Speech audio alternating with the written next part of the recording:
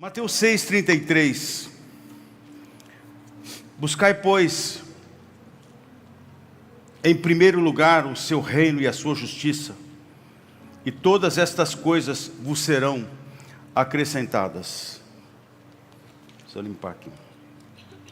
Pai, nós agradecemos pela tua bendita palavra e oramos para que o Senhor venha falar profundamente em nossos corações nessa bendita manhã. Abençoe os que estão aqui, os que estão em suas casas, em outros lugares, nos vendo e nos ouvindo, participando conosco. Senhor, estenda as tuas mãos e os abençoe ricamente, em nome de Jesus. Eu quero trazer como tema da mensagem dessa manhã, quando o reino vem primeiro. Esse versículo 33 do capítulo 6 de Mateus, ele está dentro do Sermão do Monte, que se inicia no capítulo 5 de Mateus, 5, 6 e 7. E é interessante quando a gente olha para esses capítulos e para esse sermão de Jesus. Jesus está no monte, a Bíblia diz que se achegam a ele os seus discípulos. Eu imagino ele assentado em uma pedra, talvez ali, e a multidão se acerca de Jesus. E ele vai organizar as coisas, dizendo, olha, servir a Deus, caminhar com Deus, não é de qualquer maneira. Tem princípios, tem valores, tem caminhos, tem direções, tem atitudes, tem coisas que você precisa aplicar e praticar na sua vida com cuidado. Quando você lê o capítulo 5, 6 e 7, você vai encontrar o rigor da lei. Você vai perceber Jesus citando a lei, falando, na lei se diz assim, e mostra o rigor da lei. E quando a gente olha para a expressão que Jesus usa, parece que a coisa aperta. Mas é preciso que você, ao ler o capítulo 5, 6 e 7, você perceba o rigor da lei, mas permita o Espírito da graça se mover sobre você. Para você compreender que o que Jesus vem trazer é levar-nos a um relacionamento com Deus, onde Ele, Deus, o Espírito Santo vai nos ajudar a viver uma vida que Ele planejou para mim e para você. E pense, Ele planejou o melhor para mim e para você. Eu sei que pensamentos tenho a vosso respeito, diz o Senhor. Ele quer o bem e não o mal. Ele quer abençoar e prosperar a sua vida. Tudo que Deus vai pedir para você, Ele pede porque Ele sabe que aquilo pode prejudicar você. Aquilo pode trazer coisas ruins para você. Portanto, é importante que você compreenda os valores disso. Quando você lê, você vai perceber isso. Quando a gente chega no capítulo 6, eu fico impressionado com a grandeza desse capítulo. Quando ele vai falar sobre a oração, ele vai falar sobre dar esmolas, ele vai falar sobre ajudar o próximo, ele vai falar sobre como jejuar, ele vai falar sobre os tesouros do céu, ele vai falar sobre os dois senhores, ele vai falar sobre a ansiosa solicitude pela vida, é onde ele vai fechar esse capítulo. E aí a gente vai percebendo como que o Senhor Jesus, Ele quer entrar no coração dos seus discípulos, no meu e no seu coração nessa manhã. E aí, eu pensando em o que eu poderia ministrar para você nesse último domingo do ano de 2025, e a gente olhando para o ano de 2026, e a gente não sabe o que vai acontecer, como que as coisas vão caminhar, mas uma coisa nós podemos ter certeza: quem caminha com Deus vive a diferença, faz a diferença, porque o reino de Deus faz toda a diferença na vida da gente. É importante que você compreenda que o problema não é a falta, é a desordem. Tem muita gente que hoje vive uma vida desarrumada e que faz uma análise, uma retrospectiva do ano de 2025. Ele fala, puxa, está assim, assim, assim. E você até se desanima com algumas coisas, fala, puxa, eu não consegui isso, não deu certo. Será que Deus falhou? Não. Será que alguma coisa poderia chegar com outro resultado? Sim, eu acredito nisso. Eu poderia ter um outro resultado. Depende de Deus? Não. Eu falo que depende da gente. Então o problema não é falta, tem muita gente que tem tudo, mas ele está desarrumado. Se você olhar para a sua volta e falar assim, meu Deus, eu tenho tudo, mas está em desordem, está desarrumado. E isso causa muitos problemas e desânimo na vida de muitas pessoas. O problema de muitas pessoas é as prioridades erradas. Ansiedade. Só nesse capítulo 3, Jesus por 3 vezes ele vai citar a palavra não andeis ansiosos. Ou seja, preocupado. Porque ele sabe onde você está. Ele sabe como você está. Ele sabe o que eu e você precisa. E aí a gente precisa aprender uma coisa. Será que eu tenho colocado Deus em primeiro lugar? Já parou para pensar na dimensão, na grandeza que esse versículo traz? Na revelação poderosa que Jesus traz aqui. A gente cita ele de cor. Nós conhecemos esse versículo quando a gente começa a estudar a Bíblia. Buscai, pois, em primeiro lugar o reino de Deus e a sua justiça. E todas estas são coisas que ele vai falar antes disso, que antecedem a isso. Que ele fala sobre as necessidades de comer, vestir, do que você precisa. Ela será acrescentada. Deus sabe que você precisa delas. Se ele vestiu os lírios do campo, se ele cuida das aves do céu, ele cuida de você. Ele cuida de você, filho amado e amada do Senhor. Ele cuida de você, homem e mulher criado à imagem e semelhança dele. Deus quer cuidar de você. Deus quer te dar o melhor.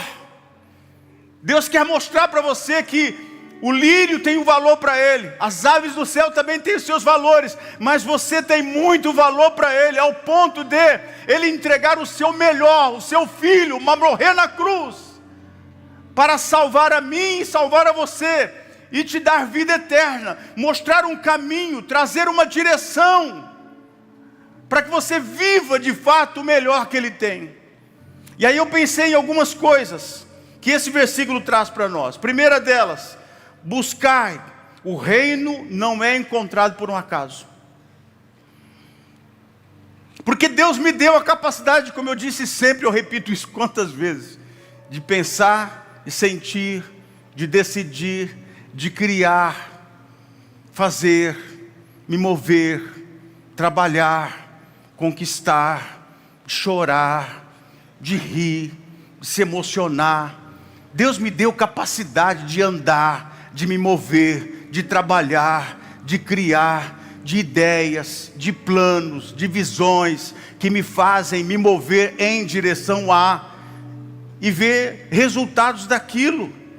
A gente leu agora mesmo aqui, Salmo 90, 17, quando ele fala que Deus coloca as mãos sobre a obra das tuas mãos, é as tuas obras, mas com a mão de Deus vira algo tão sobrenatural, porque tem bênção. Agora é importante que a gente compreenda que o reino não é encontrado por um acaso. Jeremias 29, 13, é um versículo que você precisa compreender, que ele tem uma verdade profunda. Ele fala assim, Jeremias 29, 13, ele fala assim, olha, buscar-me-eis e me achareis, quando me buscar de todo o vosso coração. Gente, pelo amor de Deus, nunca permita você colocar a sua vida no automático, ou ligar a sua vida de religioso, mecânico, sem vida, de estar no culto, eu vou falar sobre isso daqui a pouco, de estar fazendo as coisas, mas Deus não está participando delas. Em tudo na sua vida, Deus precisa estar em primeiro lugar. Você quer ver 2026, você fechar 2026 diferente? Começa a aplicar na sua vida um princípio: eu vou buscar a Deus em primeiro lugar. E quando você entender o valor disso, você vai perceber que o inimigo quer reverter as prioridades. Ele quer colocar algumas outras coisas na frente. E aí você vai deixando para segundo, terceiro plano, porque não deu tempo. Mas quando é prioridade, você vai entender o valor disso. Quando você entende o valor disso, se torna prioridade. Porque é importante para você. Porque quando Jesus fala isso, quando você o coloca em primeiro lugar, Ele vai abrir portas para você.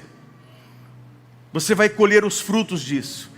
E aí em Jeremias 29:13 ele continua dizendo assim: buscar-me-eis e me achareis, quando me buscar de todo o vosso coração, e serei achado. Serei achado. Me encontrou, me achou. Serei achado de vós, diz o Senhor, e farei mudar a vossa sorte. Verso 14 está dizendo isso já. Já entrei no 14. E farei mudar a vossa sorte. Isso é fantástico. Sabe aquilo que você de repente, essa sorte significa graça. É quando a graça de Deus vem sobre você e tudo se torna favorável a você. Eu vou profetizar isso para você nessa manhã. Tudo vai se tornar favorável a você. As coisas vão chegar com muito mais facilidade para você, porque a graça, o favor de Deus, a sorte mudou. Não é a sorte para você ganhar numa loteria, é a sorte muito maior, muito melhor que uma loteria. É tudo que você fizer, você será bem sucedido. É a graça de Deus, onde as pessoas correrão para a sua empresa, correrão para os seus negócios. O dinheiro vai chegar, as coisas vão chegar, porque Deus pôs graça sobre você. Ele pôs graça sobre a sua vida. Ele mudou a tua sorte. Os seus negócios serão mais bem sucedidos. As portas, os melhores negócios você fechará. As melhores oportunidades chegará para você. Aquilo que você jamais conseguiria imaginar de entrar dentro, Deus vai fazer você entrar. Aleluia! Isso é a graça. Isso é mudar a sorte. Isso é onde você pisa, Deus prospera. Você vai, a bênção te acompanha.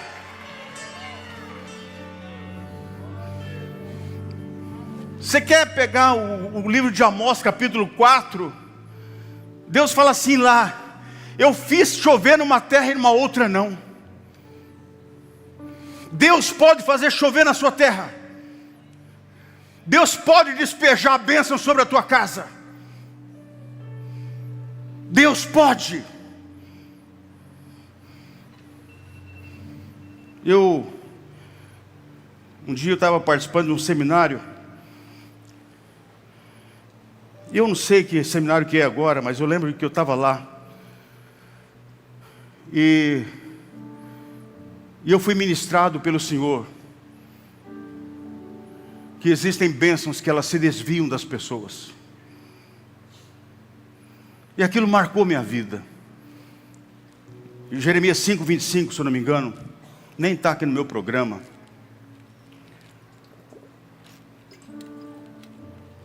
Marcou tanto que eu não me esqueci mais. Porque ele fala assim: as vossas iniquidades desviam estas coisas. Você percebeu que estas coisas, Mateus 6:33, estas coisas, e estas coisas é exatamente aquilo que Deus quer trazer. Você está correndo tanto atrás de dinheiro, você está correndo tanto atrás de prosperidade, você está correndo tanto atrás de uma vida de paz, você está correndo tanto atrás de tantas coisas. O segredo está em buscar a Deus em primeiro lugar. Vai ser acrescentado na sua vida. A Bíblia diz que lá em Jeremias 5, ele fala: essas coisas se desviam de vós. Sabe o que é desviar? É vir em sua direção e você não pega. Sabe, queridos, eu oro como pastor dessa igreja, que eu veja você caminhando e voando em Deus, prosperando em Deus, em todos os sentidos. Não é só em questão de prosperidade, de dinheiro, de ter.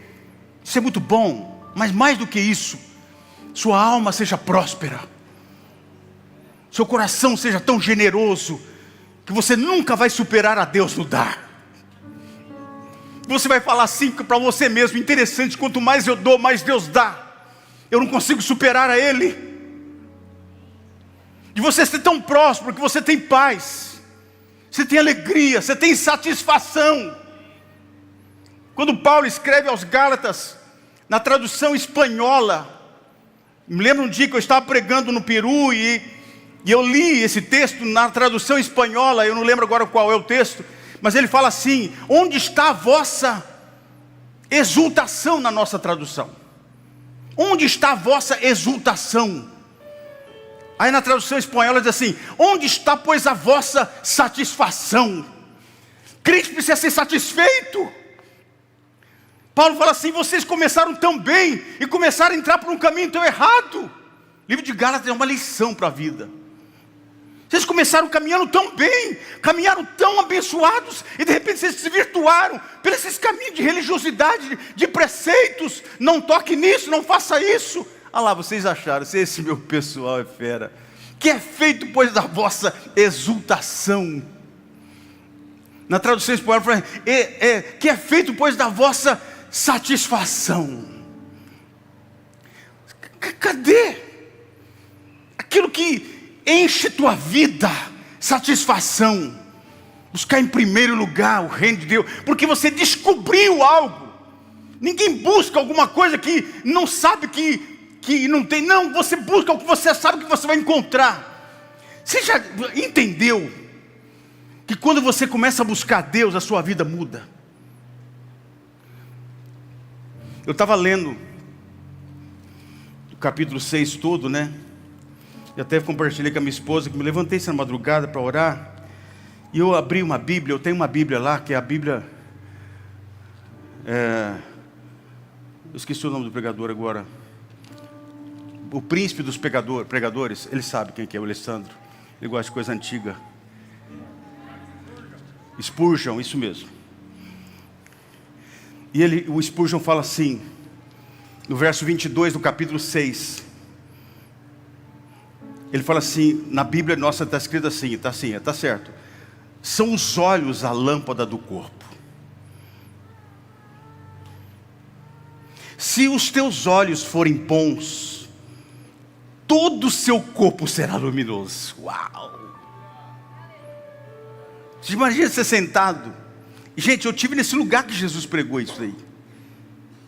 O nosso guia chamava Sérgio, cara bom demais. Sérgio é uma coisa feral. Ó. Sérgio. O Sérgio, ele levou a gente nos lugares de Israel. E eu me lembro que ele levou nesse lugar e falou assim: vocês ficam aí e vão perceber a acústica desse lugar. Olha aqui. Aí ele falava, lá embaixo se ouvia com clareza. Jesus é tão estrategista que ele entra no lugar, fala, as pessoas ouviam com clareza. A acústica do lugar favorecia isso. Eu imagino Jesus sentado e diz assim: são os olhos, a lâmpada do corpo.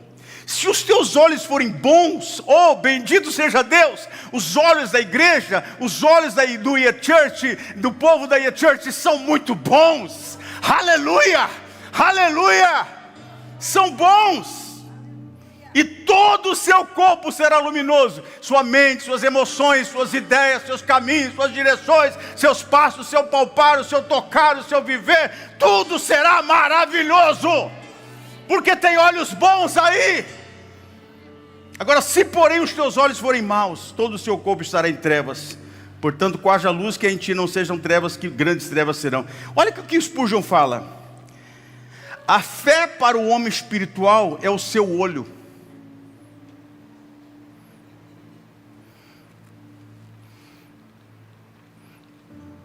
Você precisa enxergar diferente. Por isso que Jesus fala assim, ó: tendo olhos não vedes, tendo ouvidos não ouvis. Você tem um par de olhos espirituais.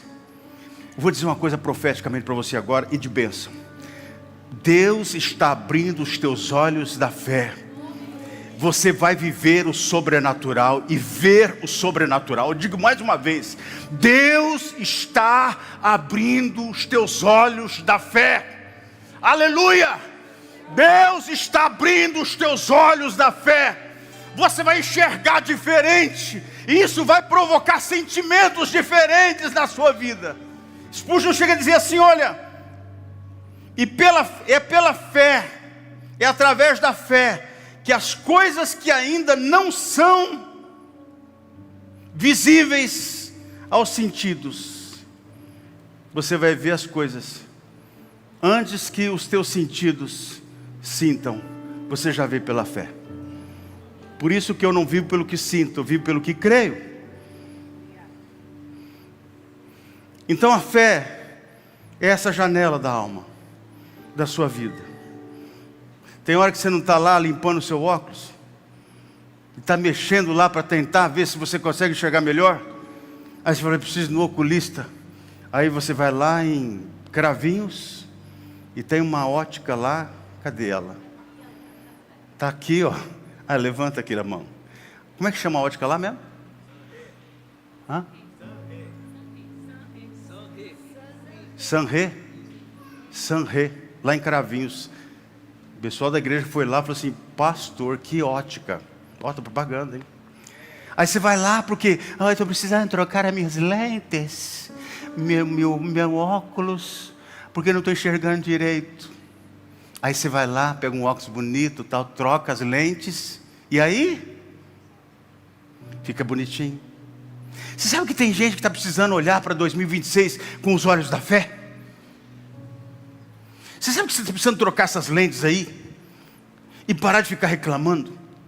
E saber que você vale mais que o lírio do campo, mais do que as aves do céu. Você é um homem de Deus, uma mulher de Deus, amado pelo Senhor. Deus cuida de você, o melhor Ele tem para você. Busque o reino. Tem coisas gloriosas que Deus quer acrescentar na sua vida nesse tempo. Amém? Agora ouça mais. Quando a gente olha para buscar o reino de Deus, quando a gente olha para o capítulo 13, o versículo 44 e 45 de Mateus, eu acho isso extraordinário. Jesus vai usar dois exemplos. O capítulo 13 de Mateus é o capítulo dos achados e perdidos. O capítulo das parábolas. Mas no verso 44 e 45 ele vai falar sobre duas parábolas. Primeira, ele vai falar sobre o tesouro escondido. Ele vai falar sobre a grande pérola. A pessoa, quando encontra esse tesouro, naquele tempo os campos, as pessoas não tinham bancos assim para guardar o tesouro, o dinheiro, e eles guardavam em campos. E de repente a pessoa morria e ninguém sabia, e de repente aqueles tesouros ficavam escondidos nos campos.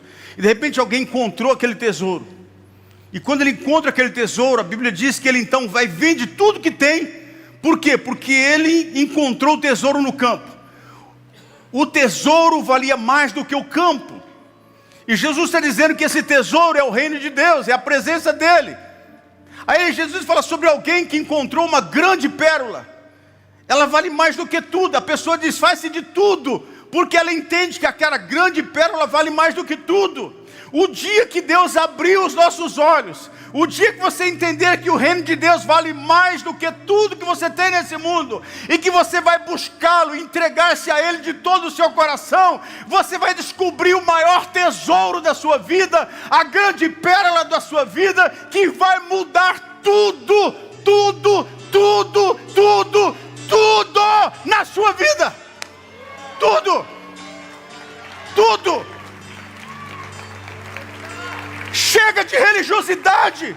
Chega de vir para a igreja e falar assim, eu estou cumprindo um protocolo. Não, eu estou aqui para adorar o meu Deus. Eu estou aqui para glorificar a Ele. Eu estou aqui para buscar a presença de Deus. Eu quero Jesus.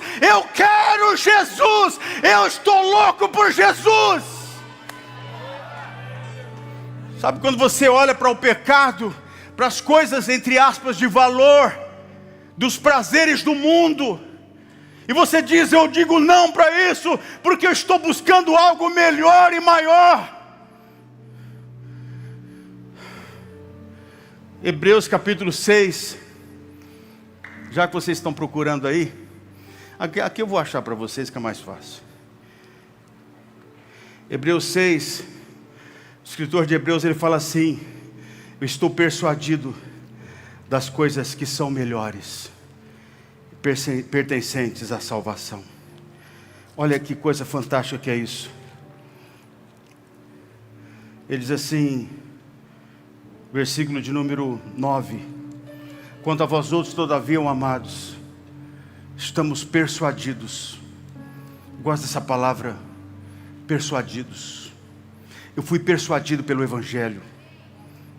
O Evangelho me persuadiu. A palavra de Deus mexeu com a minha vida. Quando eu me entreguei para Jesus, foi através da Shirley que eu conheci a Jesus. eu estava perdido. E a Shirley me pregou o evangelho. Eu me lembro que eu queria namorar com ela, beijá-la.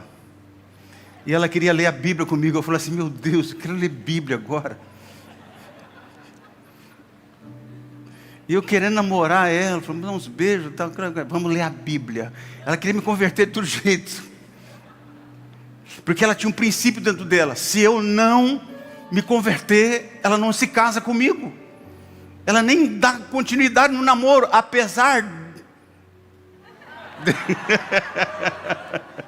Oh my God, hoje eu estou daquele jeito, né? Me amando, me amando. Vou até beber água.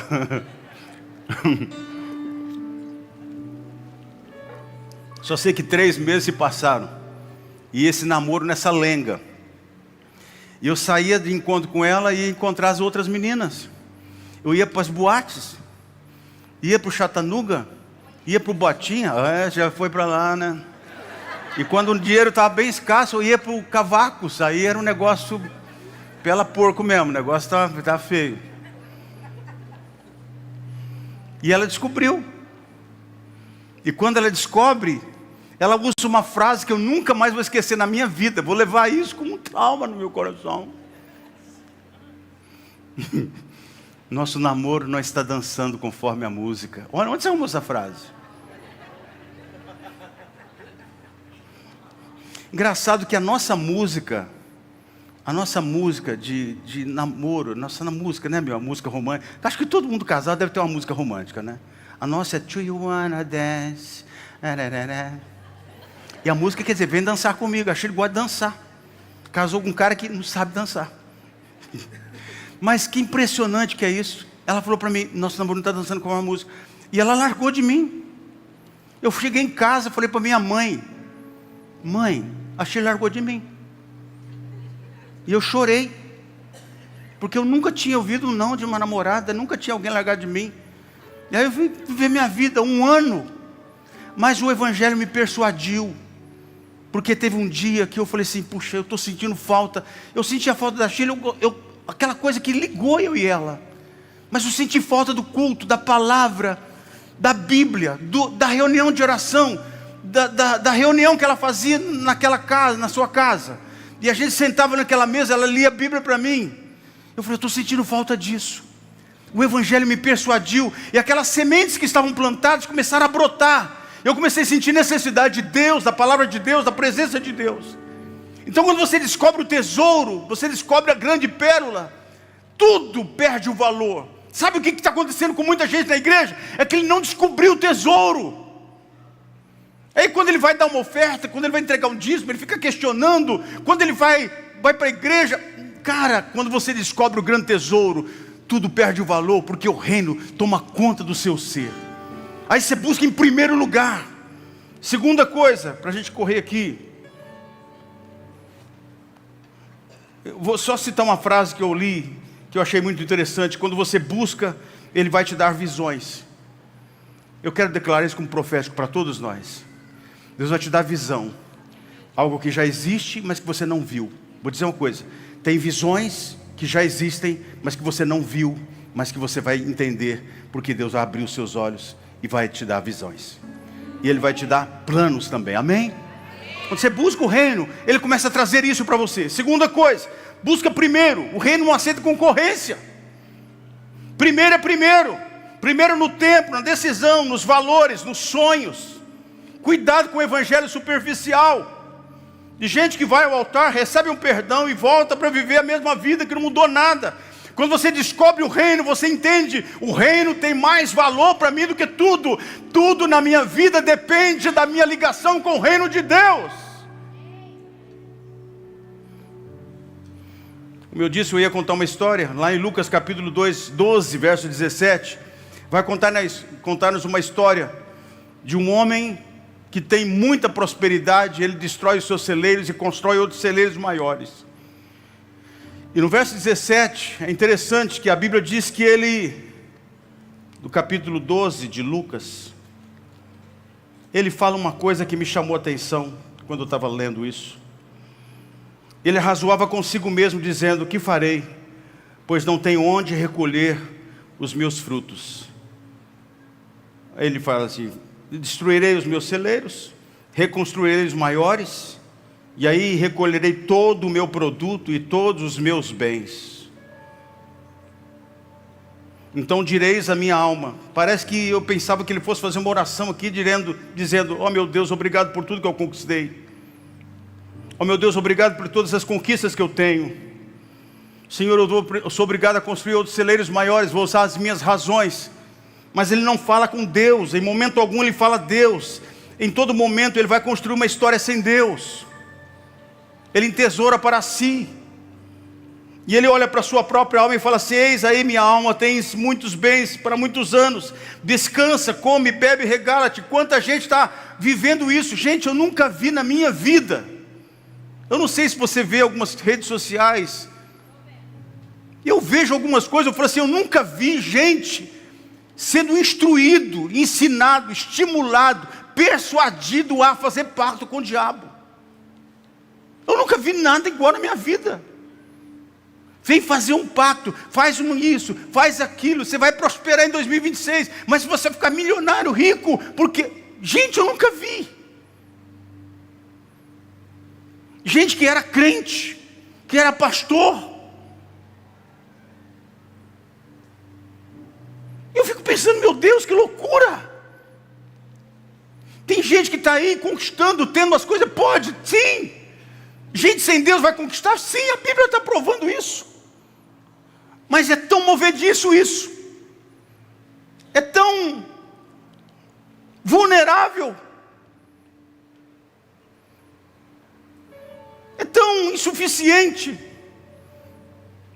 Que coisa horrível. E aí ele fala assim: aí tem aí muitos bens, come, bebe, regala-te. É tudo que um homem quer: comer, beber, regalar, viva à vontade. Só que em momento algum nessa história você vai ouvir esse cara falar assim: Deus, obrigado pelo que eu conquistei. Talvez citar o Salmo 90, 17: as tuas boas mãos estiveram sobre as minhas mãos para eu realizar tudo que eu realizei. Não. Esse cara planeja tudo. Observe bem. Ele faz plano sem Deus. Ele faz tudo do seu jeito. Ele sonha sem Deus. Mas a sua alma, o Senhor diz assim: esta noite te pedirão a sua alma. E sabe aquela grana toda? Sabe aqueles celeiros lotados? Vai ficar para a família ficar brigando. E a pessoa não pensou que ela não é eterna nessa terra.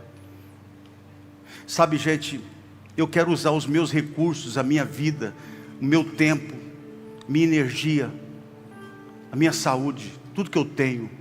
Eu quero envolver o reino de Deus dentro de mim. Quero ver o reino de Deus crescer na minha vida. Paulo, quando descobre isso em Filipenses 3:8, ele fala assim: eu considero tudo perda por causa da sublimidade do conhecimento de Jesus Cristo, meu Senhor. E Paulo tinha muita coisa que ele poderia dizer assim: olha, eu tenho muita coisa. Aprenda uma coisa na sua vida: o maior tesouro é Jesus. O reino de Deus faz toda a diferença. Terceiro lugar, o reino e a sua justiça. Reino muda o lugar para onde você quer chegar.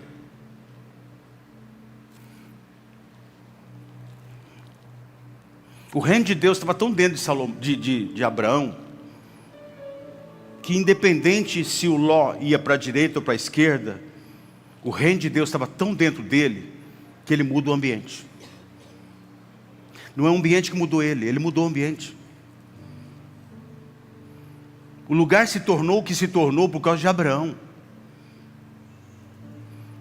Pelo amor de Deus, entenda isso. 2026 pode ser o ano mais extraordinário da sua vida, se você compreender que buscar em primeiro lugar o reino de Deus vai fazer toda a diferença.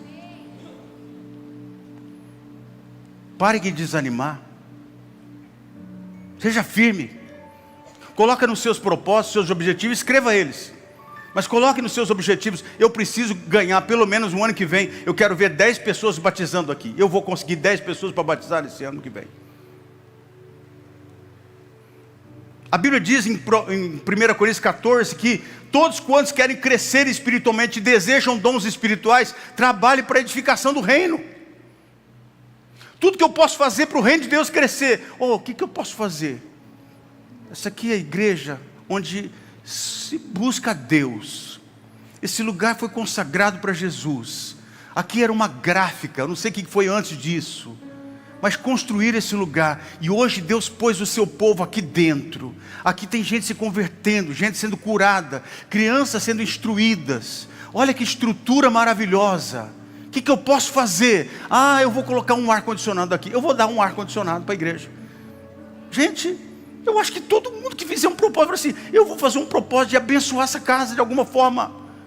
A gente precisa entender que tudo que você faz em prol, volta. E você faz o lugar melhor.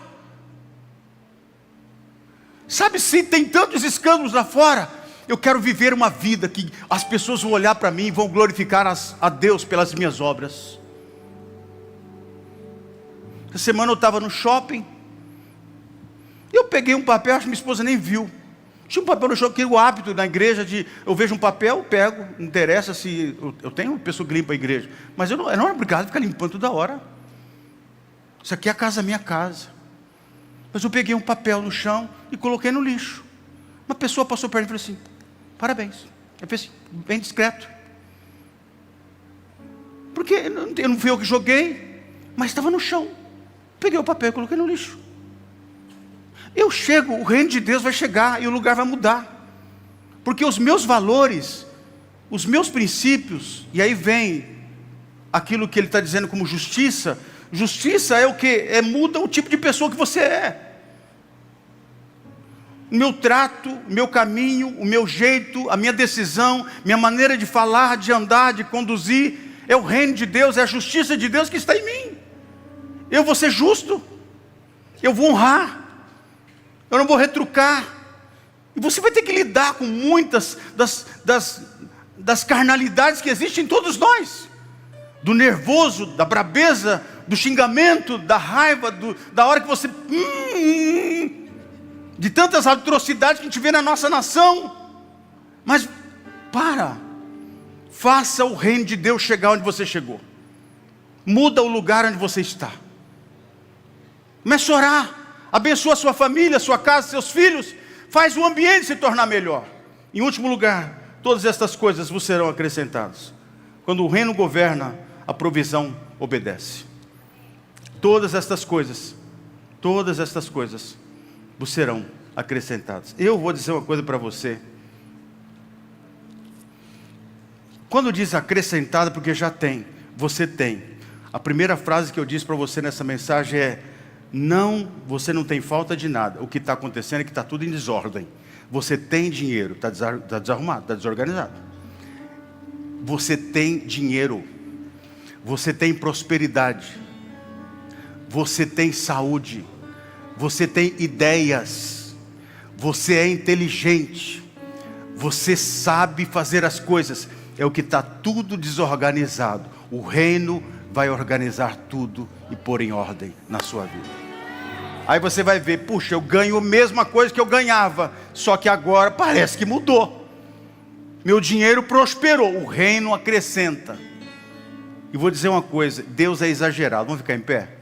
Deus é exagerado, Ele vai te dar mais do que você esperava. Você crê nisso ou não crê nisso?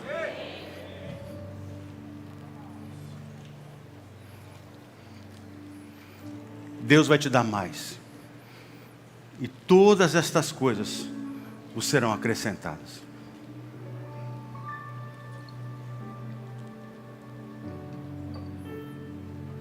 E aí eu fico pensando uma coisa. Deus tem tanto para te dar. Mas o fato é que a gente às vezes não sabe buscar, cavar.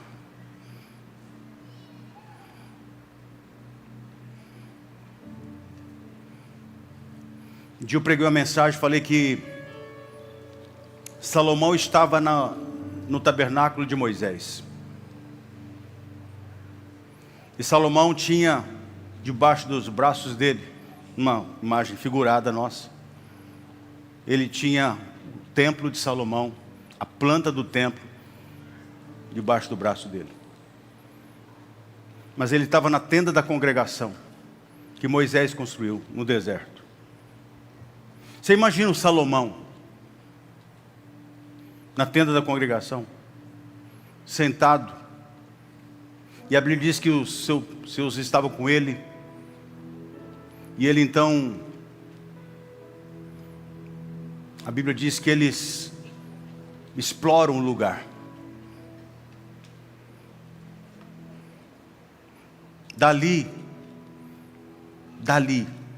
Daquele lugar, Deus deu a ele uma palavra. E aquela palavra mudou a vida de Salomão.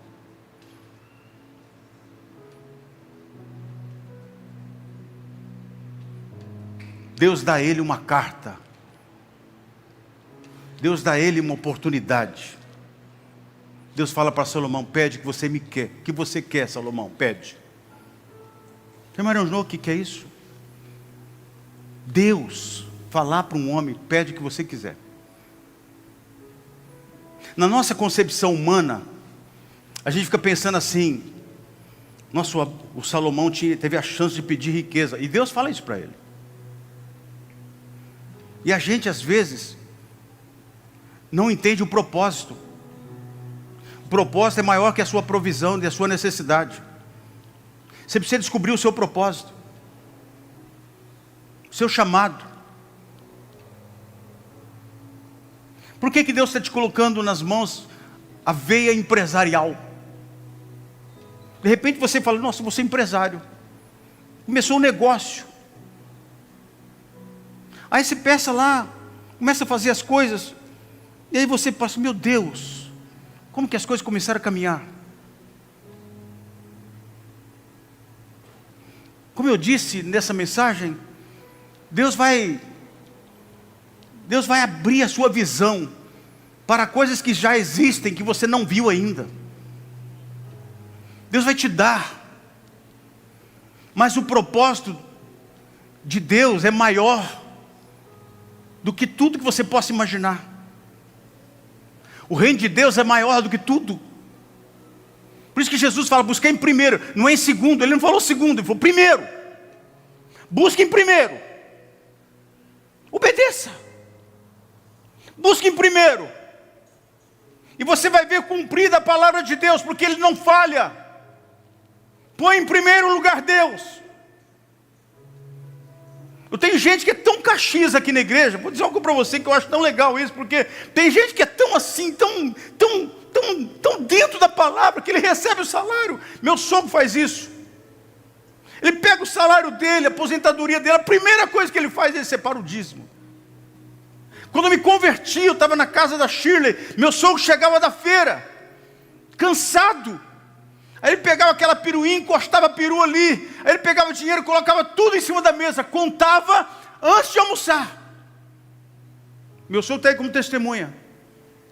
E ele pegava o dinheiro, separava e punha numa lata. Uma lata, aquelas de óleo, grande. E o Rogério às vezes ia lá naquela lata, eu sei disso. E ele punha o dinheiro lá, esse dinheiro da lata é o dízimo. E ele põe o dinheiro lá, o dízimo, primeiro do que ele almoçava, primeiro do que tomar um banho, primeiro para descansar. Não, primeiro era o dízimo. Naquela lata. Tem gente que na igreja que recebe o salário, ele não espera o culto para entregar o dízimo, ele manda no coisa aí da igreja. Porque entendeu tão profundamente o que é ser primeiro. Que honra. Aí a gente vai olhando para as pessoas assim e fala assim: meu Deus, como que Deus é prosperando? Tem gente que ganha menos do que o outro que ganha muito mais, e faz com menos mais do que o que ganha mais. Gente, tem alguma coisa aí, que tem um segredo aí, é Deus. Terminando o que eu estava dizendo sobre Salomão, Salomão tem um projeto grande. Ele tem a oportunidade de falar para Deus. Deus fala, Deus dá para ele uma grande chance. O que você quer que eu te dê, Salomão? Pede o que você quiser. Cara, nem naquela hora Salomão podia pedir o que ele quisesse. E Deus não ia negar. E ele falou assim, eu quero que o Senhor me dê sabedoria, conhecimento, para cuidar deste povo. Porque ele entendeu que o chamado e o propósito era maior do que o dinheiro, do que a fama, do que trono, do que reinado, do que poder. Era maior. E Deus então dá a ele. Eu imagino esse cara se enchendo de sabedoria. E aí a Bíblia diz que Deus fala assim, porque você não me pediu dinheiro, riqueza, bem, tal. Junto com isso eu vou te dar. E ele se tornou um dos homens mais ricos do mundo.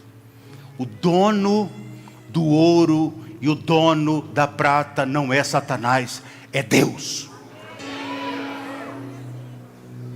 Ouça-me isso na internet. O dono do ouro e o dono da prata é Deus.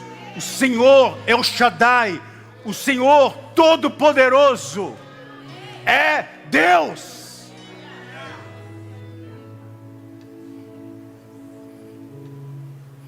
Talvez a gente precisaria fazer a oração de Ana.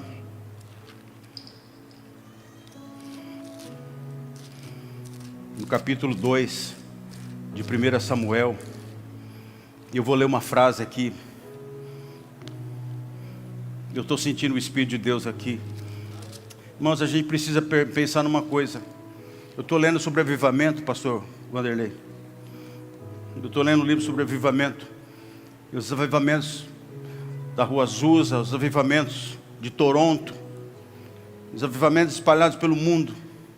Deus traga um grande avivamento em 2026 para nós, amém? Mas os avivamentos, cultos começavam 4 horas da tarde, 6 horas da tarde, terminavam 3 horas da manhã. Nós estamos tão condicionados a um tempo, né? Esse é o último domingo do ano. Eu quero que vocês cantem um louvor. Olha, eu gosto de vocês cantar. Expressão, né? Oh, Jesus, isso me mexe. Eu fiquei chorando naquele banco. Eu sempre falo uma coisa. Quando você vai fazer para Jesus, esse tempo atrás eu estava meio bravo. Eu falei assim, quando é para Jesus, é melhor do que da sua casa.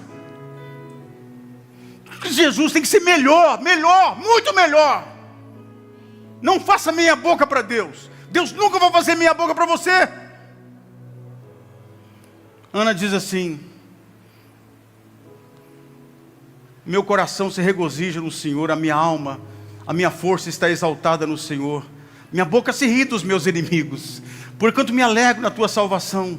Não há santo como o Senhor, porque não há outro além de ti, rocha minha. E não há nenhum como o nosso Deus.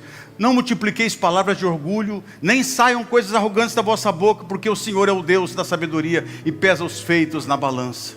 O arco dos fortes é quebrado, porém os débeis cingidos de força. Versículo 5, 1 Samuel 2. Os que antes eram fartos, hoje se alugam por pão. Os que andavam famintos não sofrem mais fome.